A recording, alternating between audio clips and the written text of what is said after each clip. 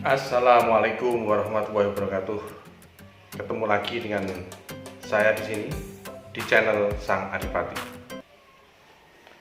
Kesempatan ini saya ingin mengangkat sebuah topik tentang beberapa hal yang menjadi kebiasaan saya yang kemungkinan bisa memicu gagal ginjal.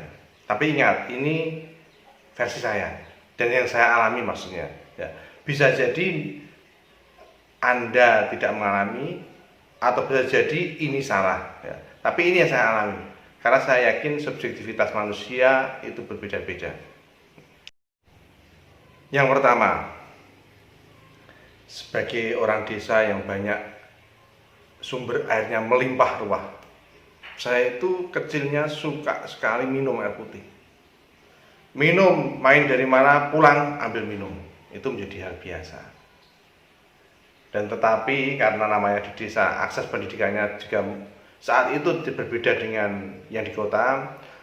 Akhirnya ketika SMA saya pun berangkat ke kota untuk sekolah SMA. Saya di sana kos, namanya anak kos, tidak ada kompor, tidak ada air galon kayak sekarang. Dulu itu saya masih orang orde lama ya, jadi gaya hidupnya tidak bisa seperti yang sekarang yang uangnya juga berlimpah, akses apapun gampang. Berbeda dengan saat itu.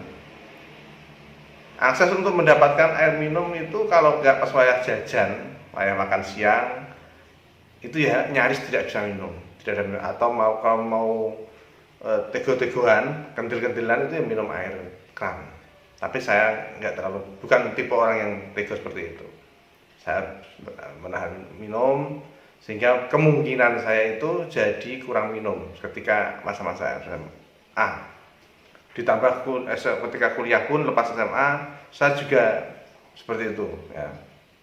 Jadi kemungkinan yang perlu diwaspadai adalah cukup minum ya.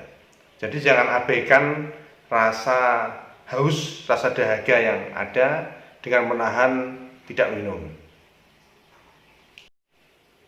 Yang kedua,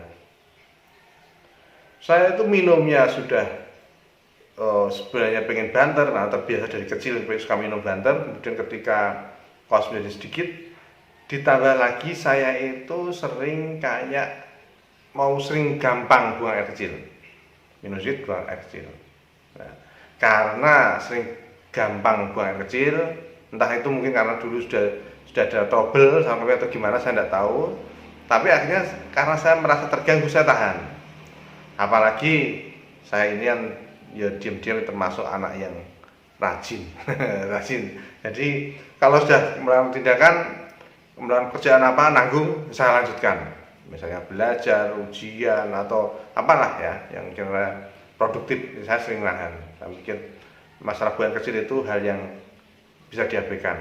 Meskipun kadang kalau ya harus menahan sampai kiri-kiri gitu ya.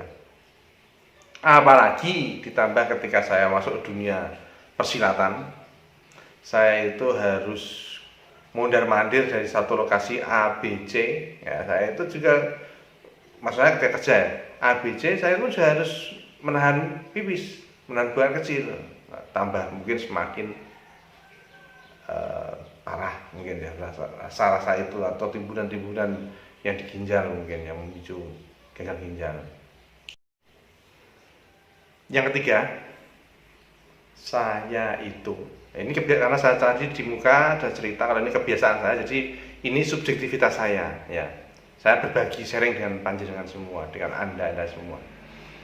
Saya itu hobi ya, sebagai umumnya anak kos dari SMA lanjut kuliah lanjut kerja, saya itu hobi, saya sebagai anak kos, jadi kebiasaan saya seperti umumnya anak kos. Ditambah mungkin karena saya itu sudah punya bakat, dan bakat sehingga kebiasaan anak kos yang saya garis bawahi di sini adalah kebiasaan kos untuk makan minum instan. Nah, karena fasilitas untuk mengolah makanan sendiri dan skillnya juga nggak ada, jadi akhirnya saya lebih suka makan makanan instan. Penyajiannya gampang, enak rasanya, ya, harganya pun terjangkau. Ya. Dengan saya kalau misalnya sekarang ini ada isu-isu atau ada berita yang mengatakan bahwa makanan mengandung pengawet ABC, mengandung pewarna, mengandung pengenyal, mengandung pemanis dan sebagainya, penyedap, dan akhirnya mengakibatkan penyakit ABC. Itu kan baru sekarang, dulu enggak ada. Nah, saya plang-plang aja, yang penting enak, badan sehat, kenyang, bisa aktivitas selanjutnya. Kalaupun ada ini ya udah, saya nggak bisa terus nyalaki, karena saya ya udah, saya ini memang jalan hidup saya. Yang keempat, ini sedikit keanehan atau anomali pada saya. Karena di depan tadi saya cerita, saya suka instan, suka bahan-bahan penyedap, perasa, pemanis, pewarna, pengenyal dan sebagainya, bahan-bahan yang instan. Tapi di satu sisi saya juga tidak suka dengan bahan-bahan yang bersifat aneh atau bahan asing. Dalam artian itu adalah obat. Nah, saya tidak suka minum obat dari kecil. Saya tidak suka. Karena bapak saya itu dari kecil dulu sering memberi istilahnya kayak fatwa, memberi dogma ya. Jangan suka minum obat. Jangan suka jaga kepada obat. Kamu sakit, pertahankan, biarkan antibodimu bekerja maksimal untuk melawan kuman-kuman itu. Saya tidak tahu bapak saya dapat rumus dari mana, tapi saya pegang karena saya pikir namanya anak. Itu saya, masa kecil saya itu kan saya mengidolakan orang tua mestinya ya, bapak itu orang yang pintar, orang yang tahu. Jadi fatwa apapun saya pegang. Saya pegang. Meskipun dalam perkembangan setelah dewasa ada yang nggak cocok, itu saya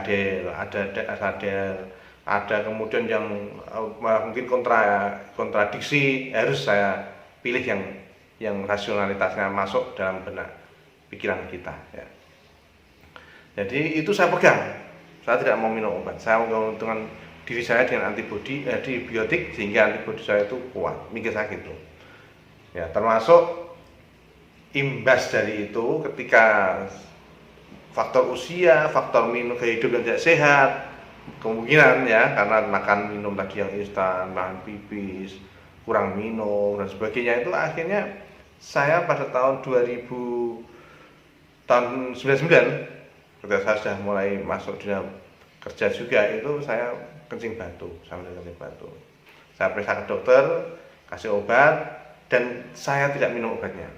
Saya cuma minum analgetiknya, asam mefenamat waktu itu. Ketika begitu saya tidak tahan, terus saya minum antibiotik yang mestinya kalau sepemahaman saya saat ini itu yang paling vital, paling penting, itu justru tidak saya minum. Terus ada lagi kayak merek-merek tertentu yang untuk kejibeling, isinya kejibeling, tempuyung itu ya, itu pun juga saya minum. Saya cuma minum penghilang nyeri. Wah, saya optimis, saya percaya diri saya akan sembuh tanpa obat-obatan itu. Itu, jadi saya tidak suka minum obat. Itu dulu loh ya. Nah, kalau sekarang sih saya minum obat ya ya banyak gitu, karena begitu dapat dari rumah sakit kan banyak. Dan saya patuh, saya tidak berani macam-macam dengan obat-obat itu. Saya minum.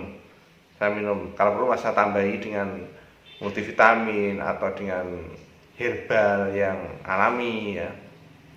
Dan herbal alami yang kira-kira saya butuhkan itu tidak terlalu banyak. Berbeda dengan dulu, kalau saya jaga semuanya dengan herbal yang dari godok-godokan sendiri itu, dari daun-daun, pohon-pohon apa itu banyak sekali. Saya minum ya dua kayak tabib gitu ya. Jadi saya kalau pulang kerja di kos itu ya gitu. Baik, sekiranya itu dulu ya kebiasaan saya yang bertentangan atau yang menurut pikir saya itu memicu gangguan ginjal, itu 4 ketujuan ya. Dan sekali lagi diingat, itu menurut cerita saya. Kalau mungkin teman-teman atau saudara-saudara pengen yang medis, itu kan maksudnya banyak, baca buku-buku medis juga banyak ya. Tapi ini dari di luar atau menurut atau yang saya rasakan sendiri. Dan ingat, sebagai penutup, bagi teman-teman, saudara-saudara atau saudaranya saudara yang masih sehat, baik yang punya potensi gagal ginjal ataupun tidak, tetap jaga kesehatan.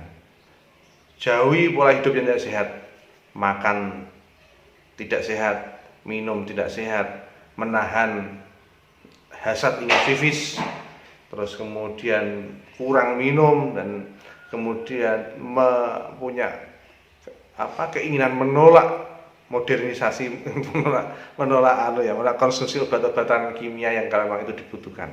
Ingat, sekian, semangat sehat, semangat berbahagia selalu.